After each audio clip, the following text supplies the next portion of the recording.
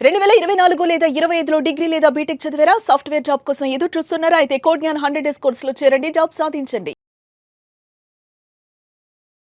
నమస్కారం ఉమా గారు. నమస్తే అమ్మా. సో, శుక్రగ్రహ సంచారం అయితే జరుగుతుంది అని చెప్తూ ఉన్నారు.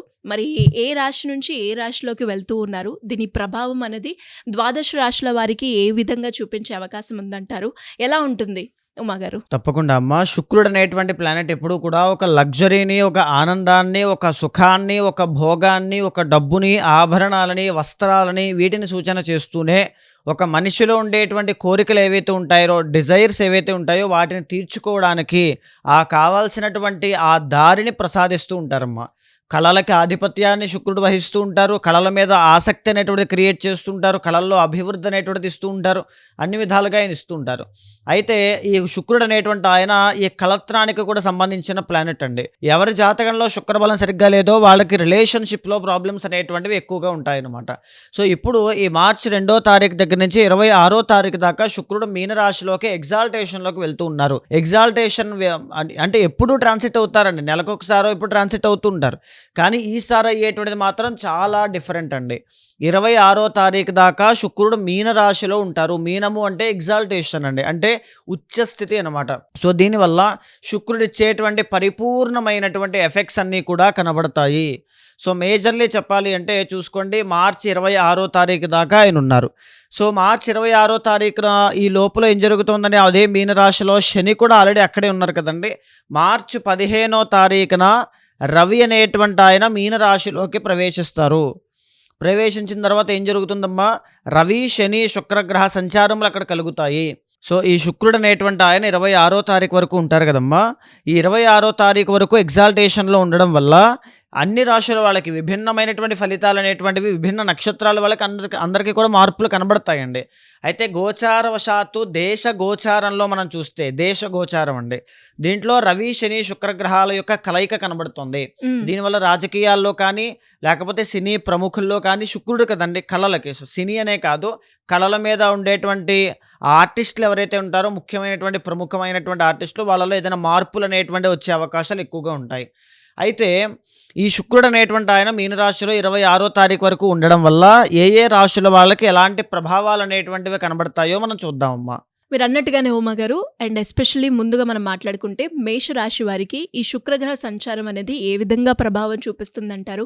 ఏ ఏ సందర్భాల్లో వీళ్ళు జాగ్రత్తలు తీసుకోవాల్సిన అవసరం ఉంది? తప్పకుండా అండి. ఈ యొక్క మేషరాశి వాళ్ళకి మనం తీసుకోండమ్మా. ఆల్రెడీ మేషరాశి వాళ్ళకి 3వ స్థానంలో గురుగ్రహ సంచారం జరుగుతోంది. ఈ 11వ తారీఖున గురువు అనేటువంటి ఆయన వక్రగతిని వదిలేసి నార్మల్ రుజుమార్గంలోకి వెళ్ళబోతూ ఉన్నారు. తర్వాత 5వ స్థానంలో కేతు ఉన్నారు, లాభంలో రవి, తర్వాత కుజుడు, తర్వాత బుధుడు, తర్వాత రాహు. ఈ 4 గ్రహాలు కూడా లాభంలో ఉన్నాయి. 12వ స్థానంలో శని ఉన్నారు. ఇప్పుడు అడిషనల్గా శుక్రుడు అనేటువంటి ఆయన అక్కడ యాడ్ ఆన్ అవుతూ ఉన్నారు. సో, దీనివల్ల 12వ స్థానంలో శుక్రుడు అనేటువంటి ఆయన చాలా వరకు కూడా నెగిటివ్ ఎఫెక్ట్స్ అనేటువంటివి ఇస్తూ ఉంటారండి. మేషరాశి వాళ్ళకి శుక్రుడు ఎవరమ్మా, 2nd అండ్ 7th లార్డ్ అనమాట. దీనివల్ల ఏం జరుగుతుంది అంటే 2వ తారీఖు దాటిన తర్వాత నుంచి మేషరాశి వాళ్ళకి మనీ పరంగా డబ్బులు విపరీతంగా ఖర్చులు అవ్వడం కానీ, లేకపోతే మాట వల్ల తగువులు అనేటువంటివి రావడం కానీ, 7th లార్డ్ కాబట్టి బిజినెస్ విషయంలో కాస్త డల్ అవ్వడం కానీ, లేకపోతే మెరిటల్ లైఫ్లో ఇబ్బందులు అనేటువంటివి చూడడం కానీ, లేదు అనుకుంటే మీ పార్ట్నర్, భార్య లేదా భర్త, మీ పార్ట్నర్ ఉంటారు కదండి, వారు మీ నుంచి దూరం అవ్వడం. అంటే గొడవలతో దూరం అవ్వడానికి కాదండి ఉద్దేశం, ఏదైనా వేరే ప్లేస్కి వెళ్ళడం. చూడండి, ఒక ఒక భార్య ఎక్కడుంటే భర్త ఫారెన్లో ఉంటారు, ఇలాగ. సో, ఇలాంటి ఎఫెక్ట్స్ అనేటువంటివి కనబడే అవకాశములు ఎక్కువగా, అంటే కొద్దిగా ఈ దూరం అనేటువంటిది కనబడుతూ ఉంటుంది. దీంతో పాటుగానే ఆయుధ పీడ అని శాస్త్రం చెబుతోందండి. అంటే ఏంటి అంటే ఈ చిన్న చిన్న గాయములు అవ్వడం కానీ, లేకపోతే చోర భయము, ఇంట్లో దొంగతనాల వల్ల భయభ్రాంతులకు గురవడం కానీ, కష్టములు అనేటువంటివి కలుగుతాయి. కష్టములు ఎలా కలుగుతాయండి? 2nd లార్డ్ 12th కదండి, డబ్బులన్నీ కూడా ఖర్చు అయిపోయి డబ్బు నిలబడకపోవడం లాంటివి ఎక్కువగా కనబడతాయి అన్నమాట. సో, దీంతో పాటుగానే ప్రతి పనిలోనూ కూడా ఆటంకములు అనేటువంటివి కలగడం. కార్యముల్లో, అది వ్యవసాయం చేసేవాళ్ళు, ఉద్యోగం చేసేవాళ్ళు, వ్యాపారం, ఎందుకంటే 7th అండి. Second seventh, second is a savings house, seventh అంటే కేంద్ర స్థానం, బిజినెస్ హౌస్ అండి. సో దీనివల్ల ఏంటంటే మీరు చేసేటువంటి ఆ వ్యాపారాల్లో కాస్త ఆటంకాలు వస్తాయి, మీకు డబ్బు సంపాదన విషయంలో ఆటంకాలు వస్తాయి, డబ్బు ఖర్చు అయిపోవడం, నిలబడకపోవడం అనేటువంటిది కనబడుతూ ఉంటుంది. విపరీతమైనటువంటి డబ్బు ఖర్చు అనేటువంటిది ఎక్కువగా చూస్తారండి. తర్వాత తాత్కాలిక సుఖము, దానికోసం డబ్బులు వెచ్చించడం అండి. అంటే దాని అర్థం ఏంటంటే ఇప్పుడు చూడండి, అనవసరమైనటువంటి విషయాల్లో కొన్ని సందర్భాల్లో మనం ఖర్చులు పెట్టేస్తూ ఉంటాం. అంటే ఎక్కడికైనా వెళ్ళాలనుకోండి, అక్కడ 5 రూపాయలతో అయిపోయి దాన్ని 50 రూపాయల దాకా తీసుకుని ఖర్చు పెడుతూ ఉంటాం ఒక్కొక్క సందర్భంలో. అలాంటివి అనమాట. ఇలాంటివి ఎక్కువగా కనబడే అవకాశములు మేషరాశి వాళ్ళకి నెలంతా కూడా ఎక్కువగా కనబడతాయి.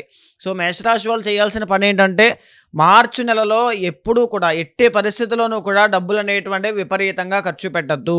ఆ టూర్స్ కానీ ట్రిప్స్ కానీ, శుక్రుడు కదండి విలాస పురుషుడు అనమాట. టూర్స్ కానీ ట్రిప్స్ కానీ ఏదైనా కొనుగోలు చేయడం, విలాసవంతంగా అనుభవించాలి అనేటువంటి కోరికతో ఇప్పుడు కాకపోతే ఇంకెప్పుడులే అనేటువంటి ఆలోచనతో విపరీతంగా ఖర్చులు అయిపోవడం ఇలాంటివి కనబడతాయి. సో వాటిని మాత్రం ఖచ్చితంగా అవాయిడ్ చేయండి. ఇది తప్పితే మిగతా గ్రహ సంచారాలన్నీ కూడా ఈ 11వ స్థానంలో ఏదైతే రవి, తర్వాత కుజుడు, తర్వాత బుధుడు, తర్వాత రాహు ఉన్నారో 15వ తారీఖు వరకు చాలా బ్రహ్మాండం, అసలు దాంట్లో తిరుగులేదు. ఎందుకంటే 15వ తారీఖు దాకా రవి రాజయోగం అనేటువంటిది ఉంది. 15వ తారీఖు దాటిన తర్వాత ఏం జరుగుతుందండి, రవి ఎక్కడికి వెళ్తారు, 12వ స్థానంలోకి వెళ్తారు. 12వ స్థానంలోకి వెళ్ళడం దోషమా అంటే దోషమే. అక్కడ రవి ఉన్నారు, అది ఇంకొక దోషం అండి. రవి శనుల యొక్క కలయిక. దీని ఎఫెక్ట్ ఎలా ఉంటుంది? దీని ఎఫెక్ట్ ఎలా ఉంటుంది అంటే సంతానము, పిల్లల కోసం ట్రై చేసేటువంటి వాళ్ళకి సంతానం లాస్ అవ్వడం, అంటే ఇది జరుగుతుందని ఖచ్చితంగా అందుకే చెప్తున్నాను జాగ్రత్త కోసం. పిల్లల ప్రయత్నం విషయంలో ఇబ్బందులు రావడం కానీ, ప్రేమ విషయంలో ఇబ్బందులు అనేటువంటివి రావడం కానీ. రవి శనులు అనేటువంటి వాళ్ళు ఎక్కడున్నారండి, 12వ స్థానం. 12 అంటే ఏంటి అంటే విదేశాలు, ఫారెన్ సెటిల్మెంట్స్ అనమాట. మేషరాశి వాళ్ళు ఎవరైతే విదేశాల్లో సెటిల్ అయ్యి ఉన్నారో లేదా అక్కడికి వెళ్ళాలి అనుకుంటూ ఉన్నారో, ఏదైనా కావచ్చు, ఎలాగైనా కావచ్చండి, విదేశాల్లో ఉన్నటువంటి వాళ్ళకి మాత్రం కష్టములు అనేటువంటివి వస్తాయి. 12వ స్థానంలో రవి శనులు కాబట్టి చాలా చాలా చాలా జాగ్రత్తగా. ఒక నెలే, ఆ నెల తర్వాత మళ్ళీ చాలా బాగుంటుంది, ప్రాబ్లం లేదండి. అంటే అంత బాగుంటుంది అంటే బెటర్మెంట్ కనబడుతుంది. సో ఆ నెల ఏంటి, మార్చి 15వ తారీఖు దగ్గర నుంచి ఏప్రిల్ 15 దాకా సిచ్యువేషన్స్ అన్నీ కూడా అసలు ఏం జరుగుతుందో, ఎలా జరుగుతుందో, ఎందుకు జరుగుతుందో కూడా అర్థం కాని పరిస్థితుల్లో ఉంటాయి. చాలా వివాదాలు, చాలా గొడవలు, ఎన్నో రకాల ఎలిగేషన్స్, డబ్బు నిలబడకపోవడము, కష్టములు, మాటలు, ఇలాంటివన్నీ అన్నమాట. సో ఈ కలయిక అనేటువంటిది మంచిది కాదు. మేషరాశి వాళ్ళు వీలైతే మీరు చేయాల్సిన పని ఏంటంటే, ఏలినాటి శని కోసం నేను ఎప్పటి నుంచో చెప్తూ ఉన్నాను కాబట్టి, మీరు ఏదైనా ఏలినాటి శని కోసం రెమెడీస్ ఆచరించి ఉంటే ఓన్లీ రవిగ్రహానికి సంబంధించినటువంటి రెమెడీస్ మాత్రం చేసుకోండి. లేదు ఒకవేళ ఆ శనిది కూడా చేయలేదు అనుకుంటే మీ పర్సనల్ చార్ట్, వ్యక్తిగత జాతకాన్ని మేషరాశి వాళ్ళు తప్పకుండా చూసుకుని మార్చి 15వ తారీఖు లోపలనే చూసుకుని ఆ లోపలనే ఆ తగినటువంటి పరిహారములు, వ్యక్తిగత జాతకంలో ఏదైతే దశ అంతర్దశలు ఉంటాయో అమ్మ, వాటికి సంబంధించినటువంటి మనం చూసుకున్న తర్వాత ముందుకు వెళ్ళగలిగితే రెమెడీస్ కూడా బాగా వర్క్ అవుతాయి. ఓకే. ప్రాబ్లం కూడా ముందుగానే మనకు తెలుస్తుంది, మనం జాగ్రత్త పడవచ్చు. సో ఈ రవి శనుల యొక్క కలయిక అనేటువంటిది మేషరాశి వాళ్ళకి డబ్బు పరంగా కావచ్చు, ఆరోగ్యపరంగా కావచ్చు, పాదాలు, కాళ్ళు, వాటికి సంబంధించినటువంటి ఆరోగ్య సమస్యల విషయంలో కావచ్చు, కోర్టు పరమైనటువంటి ఇబ్బందుల్లో ఉన్నటువంటి వాళ్ళకైనా కావచ్చు, లేకపోతే వాహన ప్రమాదముల విషయంలో కావచ్చు, అనేక అంశాల్లో చాలా జాగ్రత్తగా ఉండాల్సిందే. కిడ్స్, సంతానం విషయంలో కూడా. సో చాలా జాగ్రత్తగా అడుగులు వేయండి. ఆ ఒక్క నెల మీరు జాగ్రత్తగా ఏ ట్రావెలింగ్స్ లాంటివి పెట్టుకోకుండా ఆరోగ్యాన్ని జాగ్రత్తగా చూసుకోగలిగితే చాలా బాగుంటుంది.